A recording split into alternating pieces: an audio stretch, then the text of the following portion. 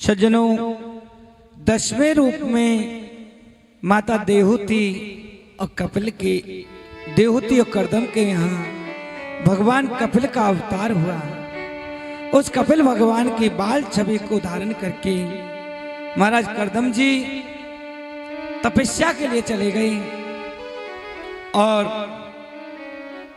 माता देहूती ने भगवान को स्नान कराया। स्नान करा के सुंदर सा चंदन लगाया और सुंदर सी पीतांबर पहनाई। एक छोटा सा ब्याज मंच बनाया और कहने लगे, प्रभु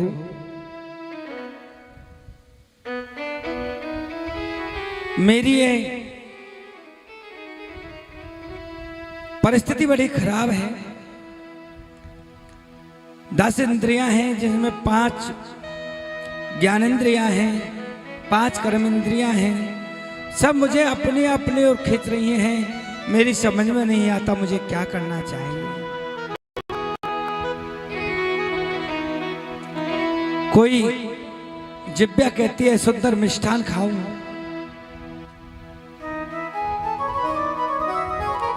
और नासिका कहते सुंदर सुगंध सूंघो। 10 इंद्रियां अपनी अपनी ओर खींच रही हैं, मुझे क्या करना चाहिए। दूसरा मेरा प्रश्न है कि बंधन किसका होता है? बंधन मन का होता है, आत्मा का होता है या शरीर का होता है? कपिल भगवान ने कहा, मां आप तो स्वयं ज्ञानी हैं, स्वयं विदुषी हैं, परम सात्वी हैं। मैं आपसे क्या कहूंगा, फिर भी मैंने जो जाना है उसे जरूर कहूंगा।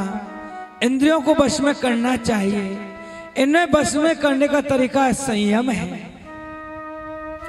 संयम के द्वारा वश में किया जा सकता है। फिर भी यदि वश में नहीं होती तो प्रत्येक इंद्रियों को परमात्मा की ओर मोड़ दो, प्रत्येक इंद्रिय को परमात्मा से जोड़ दो। मां आप कहती हैं कि बंधन मन का या शरीर का या आत्मा का होता है, तो मां आत्मा का कोई बंधन नहीं हो सकता, और शरीर का बंधन कहें तो बिल्कुल ना समझी है। मां बंधन मन का होता है और मन के द्वारा ही मुक्ति मिलती है। आज इसलिए विषयों को अनासक्त बनाओ। मन को अनासक्त बनाने का तरीका पहला है कि सत्संग करें। महापुरुषों के सामने बैठकर के परमात्मा की दिव्य लीलाओं का रस स्वादन करें, क्योंकि भगवान के बारे में जब तक जानकारी नहीं होगी तब तक मन लगेगा कैसे। इसलिए सत्संग करना चाहिए। बिन सत्संग विवेकन होई, राम कृपा बिनु सुलभ न सोई। बिनु सत्संग विवेक न होई, राम कृपा बिनु सुलभ न सोई। 60 सुध रही सत्संगति पाई, पारस परस को घात सुहाई। पारस परस को बिनु सत्संग विवेक न होई, राम कृपा बिनु सुलभ न सोई। तो सत्संग से जीव के विवेक की जागृति होती है। सज्जनों, यही जीवन का एक लक्ष्य है। मैं क्यों हूं? पहले अपने आप से प्रश्न करो, मैं कौन हूं? मैं कहां से आया हूं? क्यों आया हूं? क्या मेरा कर्तव्य है? ये प्रश्न जब अपने आप से करेंगे तो अपने आप जवाब मिलेगा कि मैं कौन हूं, किस लिए आया हूं, क्या मेरा कर्तव्य है। सज्जनों, माता देवती को बताते कि अष्टांग योग से यम नियम आसन प्राणायाम प्रत्याहार धारण ध्यान समाधि के द्वारा भी परमात्मा को मन को बस में करना है। हम अहिंसक बने, हिंसक नहीं बने, अहिंसक, शाकाहारी बने, सात्विक बने। हमारा सनातन धर्म का पहला लक्ष्य है कि हम शाकाहारी बने, किसी की भी मन के द्वारा, वाणी के द्वारा, कर्म के द्वारा, काया के द्वारा किसी की हिंसा नहीं करनी चाहिए। सज्जनों, सत्य बोलने का संकल्प ले लें, ज्यादा से ज्यादा सत्य बोलें, प्रयास करें और ब्रह्मचर्य का पालन करें, संयमित जीवन जिएं। प्रातःकाल जल्दी उठना चाहिए, हाथ पैर धोकर के पलंग के पास बैठकर भगवान का एक मैं पार्षद हूँ, मैं एक भक्त हूँ, ऐसा सोच करके परमात्मा का चिंतन करें। परमात्मा के चरणों का नित्य चिंतन करने से परमात्मा के चरणों में वज्र, अंकुश, ध्वजा आदि के चिन्ह हैं। परमात्मा के चरण हैं। चरणों का चिंतन की बात पहले क्यों कही कपिल ने? क्योंकि जरा सज्जनों, हमारा जो चित्त है ना, चित्त, इस चित्त संसार वासना में चिपका हुआ है। अगर इस चित्त को संसार से छुड़ा करके परमात्मा में लगाना होगा तो परमात्मा के चरण चिन्हों का ध्यान करना होगा। सज्जनों, भगवान के हंसी पूर्ण मुखारविंद का चिंतन करें, क्योंकि शोक रूपी सागर में डूबा हुआ मनुष्य शोक सागर से निकल करके आनंद the समुद्र में पहुंचने की ताकत केवल परमात्मा की हंसी में है। इस प्रकार से महाराज माता देवती ने पूछा कि संसार में केवल दुखी है, लेकिन जीव जब गर्भ में होता हो तो सुखी होता होगा। कपिल भगवान कहते हैं, माता, गर्भ तो एक अपने आप में नरक है, सुखी नहीं, गर्भ में भी सुखी नहीं रहता। और भगवान कपिल तो ये कहते हैं, माता, इस संसार में कोई सुखी नहीं है।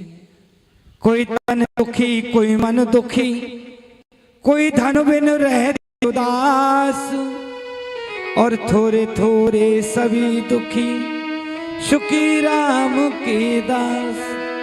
अथवा अरे निर्धन कहीं धनवान सुखी, और धनवान कहीं सुख राजा को भारी है, और राजा कहीं महाराजा सुखी, और महाराजा कहे सुख इंद्र को भारी है। इंद्र कहे चतुरानन सुखी, और चतुरानन कहे सुख विष्णु को भारी है। और तुलसीदास यूं कहे रे भक्तो, हरि भजन सब जीव दुखारी है। माँ, इस संसार में कोई सुखी नहीं है, केवल वही सुखी है जिस पर परमात्मा की कृपा हो जाए। इसलिए कपिल भगवान ने कहा, माता, न बाहर सुख है न अंदर सुख है। बालक जन्म लेता है, पालने में सुल रहा है, खटमल खा रहे हैं, लेकिन बता नहीं सकता, तकलीफ हो रही है। थोड़े बड़े हुए बच्चे अपने मन को 3 जगह बांट देते हैं, माँ, पिताजी और माँ पिताजी में बांट दिया, अब पढ़ने जा रहे हैं, लेकिन आज पढ़ाई में कौन सा धर्म सिखा रहे हैं? माता पिता बालक ने बुलावे, उदर भराई सोई धर्म सिखावे। माता पिता बालक नहीं बुलावई, उदर भरे सोई धर्म सिखावे।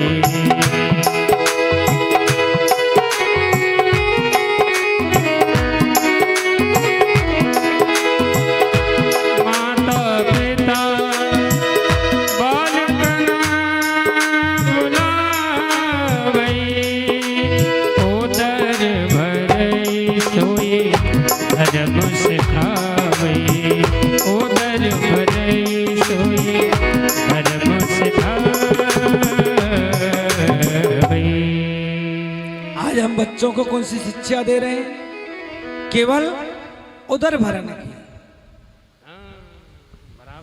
तस्मान कार सन्नत्रासो नैकार्पणम संभ्रमम,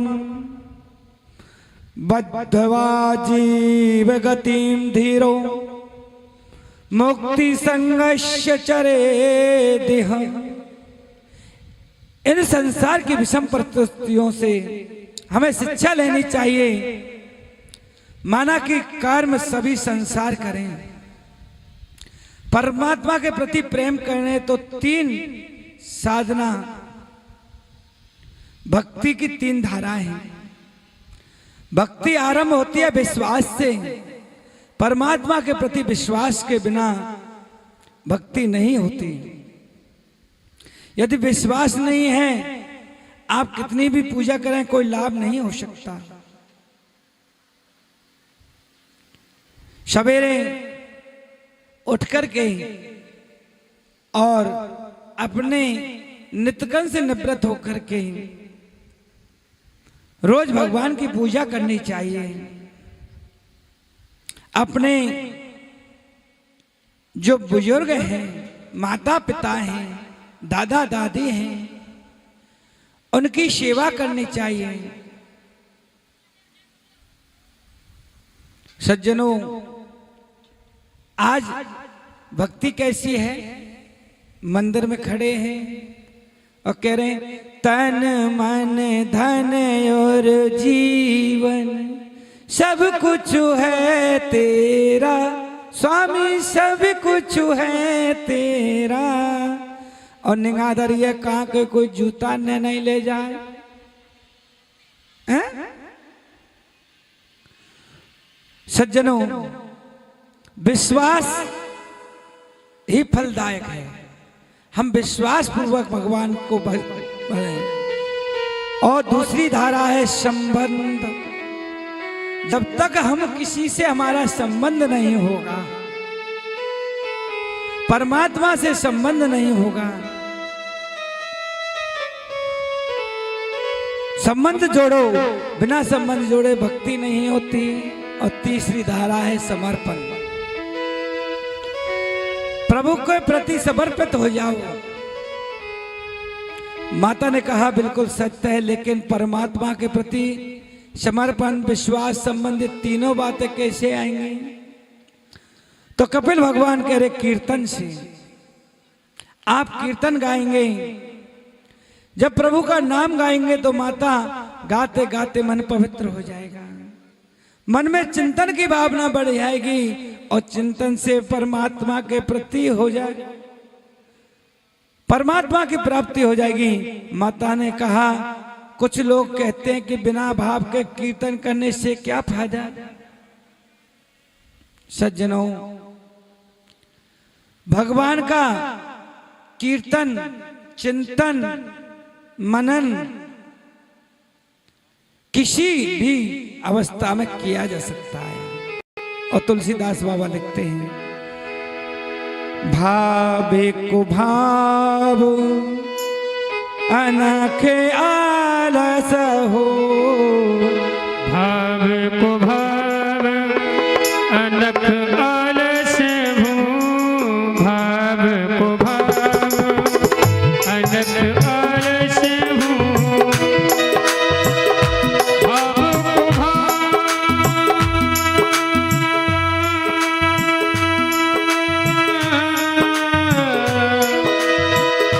भाव को भाव, अनख आलस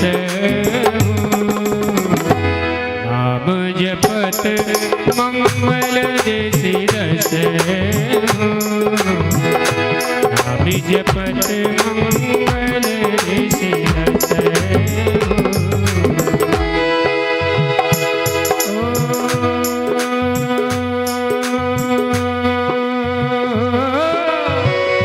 भाव को भाव अनघ आलस हो, नाम जपत मंगल ऋषि रस भूरा। सिया राम जय जय राम राम राम, सिया राम जय जय राम।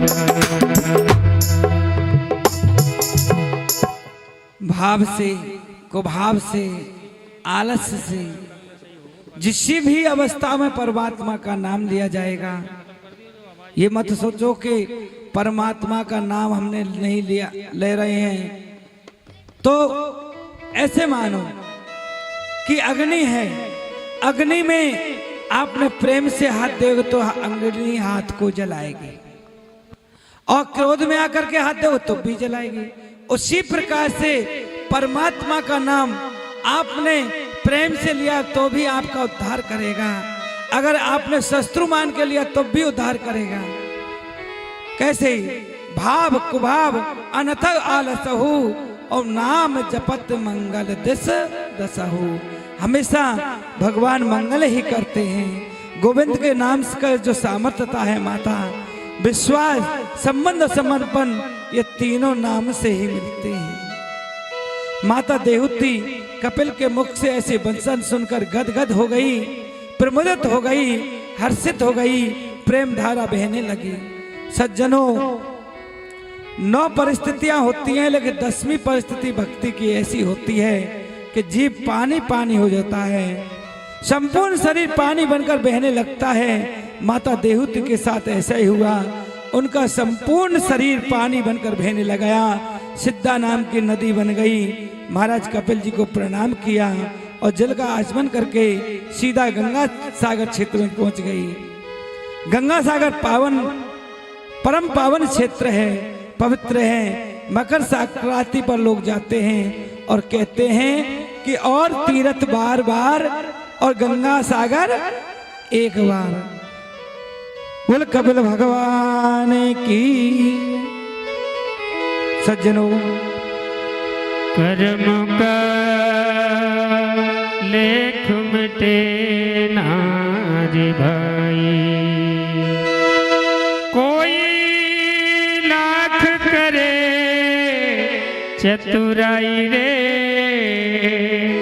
कर्म का लेख मिटे ना रे भाई।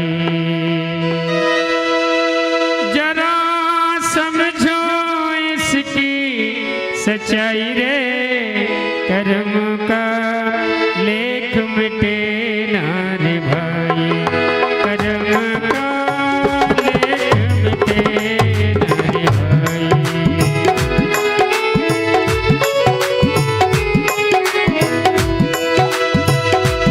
कोई लाख करे चतुराई रे, कर्म का लेख मिटे ना रे भाई, कर्म का लेख मिटे ना रे भाई।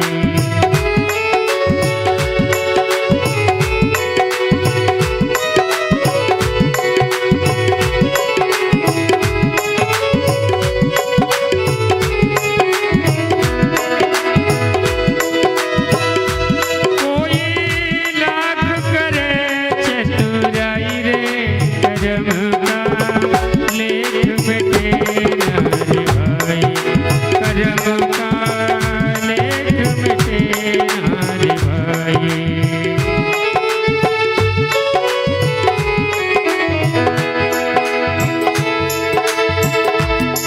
दुनिया में भाग्य के आगे चले ना किसी का उपाय। ताकत हो तो हर कोई बाँचे, कर्म न बाँचा जा। एक दिन इसी किस्मती के कारण बन को गए थे बुराई रे कर्म का लेख मिटे ना रे भाई, कर्म का लेख मिटे ना रे भाई।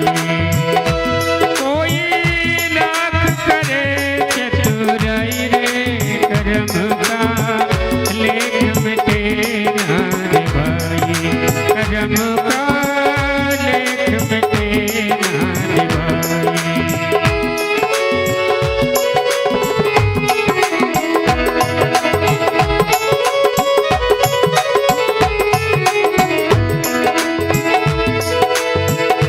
इस दुनिया में भाग्य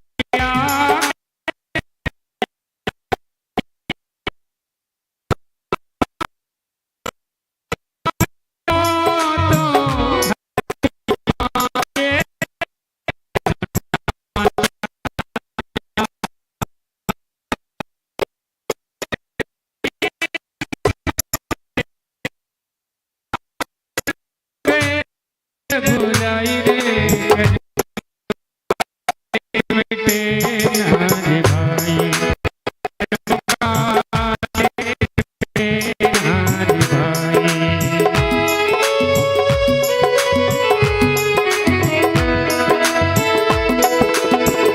काहे मनवा धीरज खोता, काहे तू नाहक रो,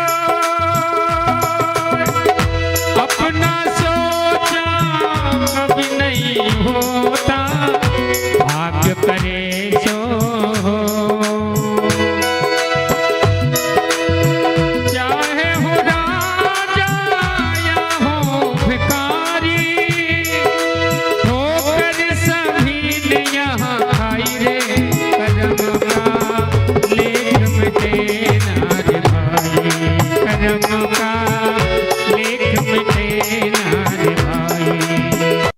कोई लाख करे चतुराई, कर्म का लेख मिटे ना रे भाई, कर्म का लेख मिटे ना रे भाई।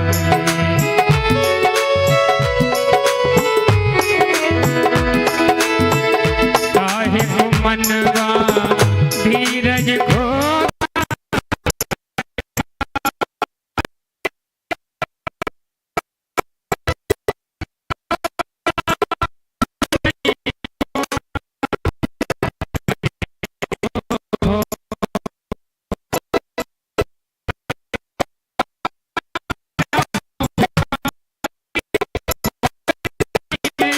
आई रे कर्म का लेख मिटे, लेख मिटे ना रे भाई। जरा समझो इसकी सच्चाई रे कर्म का लेख मिटे ना रे भाई, कर्म का लेख मिटे ना रे भाई।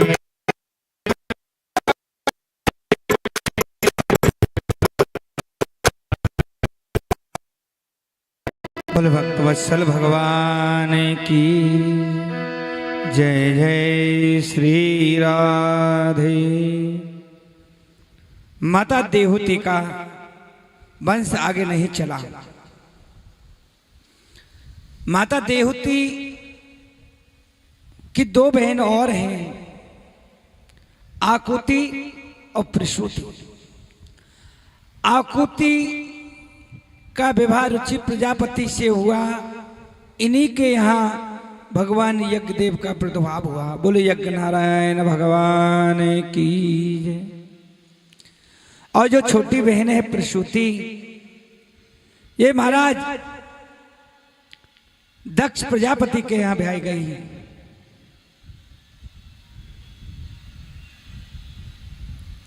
और दक्ष प्रजापति की कन्या का नाम सती है। इन्हीं महारानी सती का विवाह भगवान शंकर से हुआ। राजा दक्ष के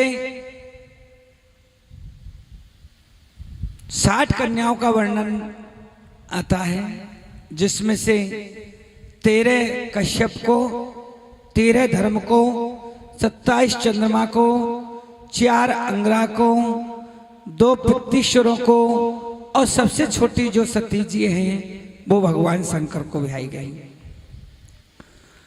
सती माता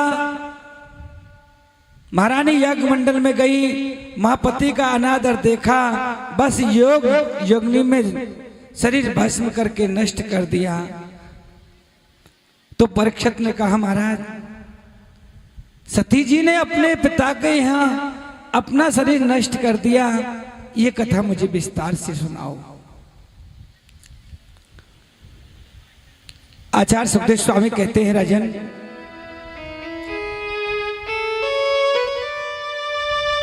एक दिन भोलेनाथ और सती माता रामचरितमानस के अंतर्गत एक प्रसंग आता है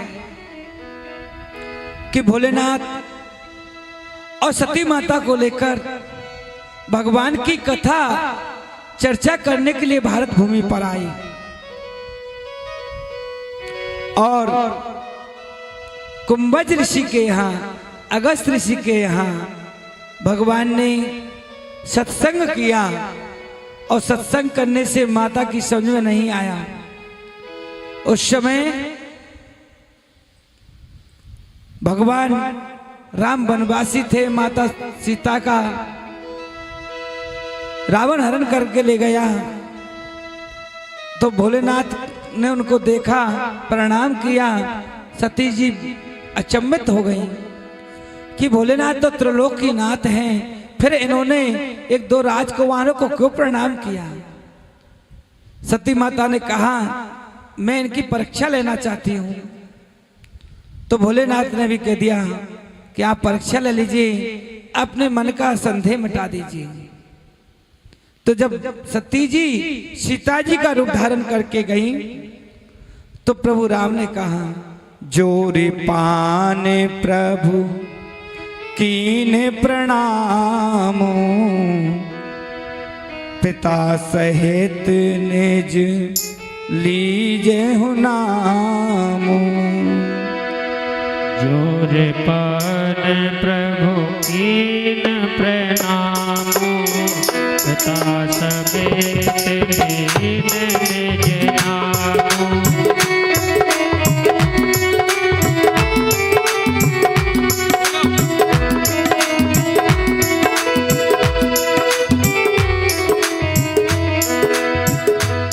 जोर पान प्रभु कीन प्रणामो, पिता सहित लीजे निज नामो। राम सिया राम जय राम राम राम, सिया राम जय राम।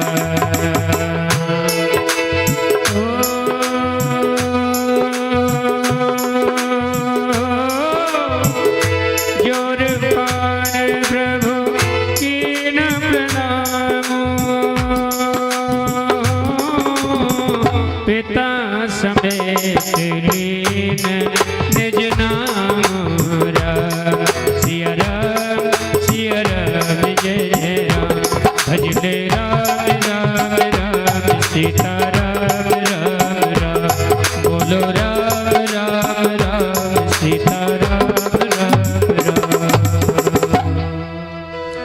हे भोलेनाथ, हे सती मैया, आप अखिलेश वन में भोलेनाथ को कहाँ छोड़ आई।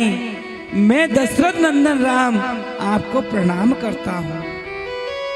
इतना सती जी ने सुना, सती जी के नेत्र बंद हो गए और नेत्र जब खोले तो महाराज अनेकों रूप में माँ सीता, राम और लक्ष्मण का दर्शन किया। भोलेनाथ ने पूछा, देवी आप परीक्षा ले आई? बोले, प्रभु मैंने कोई परीक्षा नहीं ली। कछु ने परीक्षा लीन गुसाई, और कीन प्रणाम तुम्हारी नाई। लेकिन भोलेनाथ तो त्रिलोकीनाथ हैं, त्रिकालदर्शी हैं। उन्हें समझ गया और ध्यान लगा करके देख लिया कि सती जी ने तो मेरी माँ सीता जी का रूप धारण कर लिया, अब सती जी को बामंग बैठाने के लिए लायक नहीं रही। और भोलेनाथ पर्वत, कैलाश पर्वत पर पहुंचे और समाधि लेकर के बैठ गए। इधर सती जी चिंतित होने लगी तो नारद जी आए। नारद जी ने कहा, तुम जाकर के राम नाम जप करो, तुम्हारे मन को शांति मिल जाएगी। इधर महाराज राजा दक्ष ने यज्ञ किया है। यज्ञ में सभी देवताओं को बुलवाया है, लेकिन भोलेनाथ को नहीं बुलवाया। क्यों? क्योंकि एक बार राजा दक्ष को जब प्रजापति राजा बना दिया, सभी देवताओं की सभा एकत्रित हुई। उस सभा में दक्ष प्रजापति पधारे, सब देवता खड़े हो गए, लेकिन ब्रह्मा जी खड़े नहीं हुए। और ब्रह्मा जी खड़े नहीं हुए तो भोलेनाथ ने सोचा कि हम कौन से ब्रह्मा से कम हैं, और भोलेनाथ भी खड़े नहीं हुए। आज राजा दक्ष ने कहा, देखो ये मरकट लोचन के लिए मैंने मृग नैनी सती को, मेरी पुत्री को विवाह गया है, देखो ये पाखंडी है। भोलेनाथ ने कुछ नहीं कहा, लेकिन महानंदीश्वर बैठे थे। नंदीश्वर ने कहा, ए राजा दक्ष, क्या बकबक करता है, तेरे बकरे का सिर लगा दिया जाएगा। कोई ने हाथ उचकाया, उससे कहा तेरा हाथ तोड़ दिया जाएगा। कोई इसने पैर उचकाया, पैर तोड़ दिया जाएगा। और महाराज किसी ने दांत खिलखिलाया, उसको ले श्राप दिया, तुम्हारे दांत तोड़ दिए जाएंगे। किसी ने दाढ़ी हलाई तो दाढ़ी उखाड़ दी जाएगी। भोलेनाथ से कहा, भोलेनाथ इस प्रकार से श्राप दे दिया मैंने। बोले, नंदी बेचारे जो सभासद हैं उनके लिए क्यों श्राप दिया? महाराज राजा दक्ष ने भोलेनाथ को सभा से छेक दिया। अब यज्ञ करना बंद हो गया। दक्ष ने कहा, यज्ञ क्यों नहीं हो रहे? बोले, महाराज अपनी सुसर जमाई की लड़ाई है, पहले छेके तो कौन छेके, पहले यज्ञ आप ही आरंभ करो। राजा दक्ष ने यज्ञ किया, सभी देवताओं को बुलवाया है, लेकिन भोलेनाथ को नहीं बुलवाया।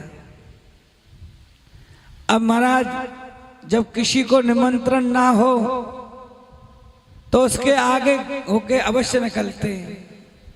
देवता अपने विमानों को सजा सजा करके आकाश मार्ग से कैलाश के ऊपर निकल रहे हैं। देवांगनाएं, देव माताएं अच्छे अच्छे सुंदर कंठ से और गान करती हुए निकल रही हैं। आज सती जी ने पूछा, भोलेनाथ ये सुंदर सुंदर विमान कहाँ के लिए जा रहे हैं? भोलेनाथ ने कहा, देवी आज तक हमने छुपा के रखा, लेकिन आज तो बताना पड़ेगा। आपके पिता यज्ञ कर रहे हैं, ये सभी विमान वहां जा रहे हैं। तो भोलेनाथ हम नहीं जाएंगे। बोले, हमारे लिए निमंत्रण नहीं आया है। बोले, भोलेनाथ मेरे पिताजी हैं, आप मुझे भेज दो, शायद हो सकता है डाक लेट हो गई हो, मुझे भेज दो ना। भोलेनाथ चुप हो जाते हैं। तो सती जी कहती, अरे ऐसी का ले लई मोल, हाँ मोल मुझे भेज दे भोले पीहर को। भेज दे भोले पीहर को, ओ खंदा दे भोले पीहर को, और ऐसी कह ले बोले, ओ बोले मोए भेज दे भोले पीहर को।